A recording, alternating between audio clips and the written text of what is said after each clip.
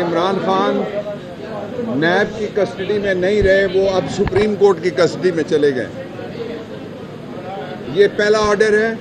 कि इमरान खान नैब की कस्टडी में नहीं रहे, ना पुलिस की कस्टडी में हैं, बल्कि वो चले गए इस वक्त सुप्रीम कोर्ट ऑफ पाकिस्तान की कस्टडी में। Order number 1। जो दूसरा ऑर्डर है वो ये है कि इमरान खान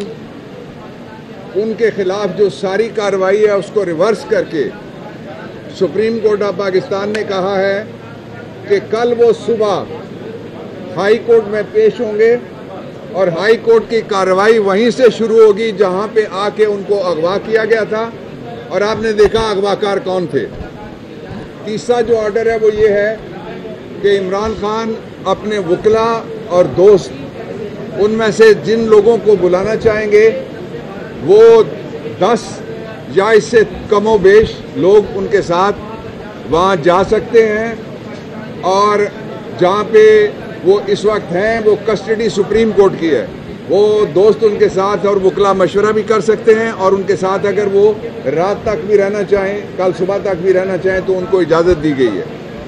चौथा जो ऑर्डर है वो बड़ा इम्पोर्टेंट ये है कि पाकिस्तान की तारीख में पहली बार सुप्रीम कोर्ट ऑफ पाकिस्तान ने तय कर दिया है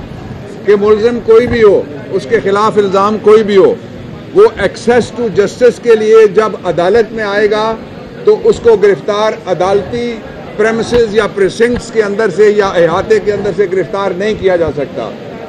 जब तक अदालत फैसला नहीं करती कि उसकी ज़मानत है या नहीं है, जब तक अदालत फैसला नहीं करती कि वो जेल जाएगा या वो घर जाएगा। ये पुलिस का, नैब का और जो बाकी मावराए कानून जितने भी इदारे हैं और जितनी भी डिस्पेंसेशंस हैं मुल्क के, उनके लिए ये प्रिंसिपल तय कर दिया गया है। उसके साथ ही ये प्रिंसिपल भी तय कर दिया गया है कि पुलिस का आदमी अगर जाएगा अदालत के अंदर तो अदालत की परमिशन के जाएगा साथ इहाते में।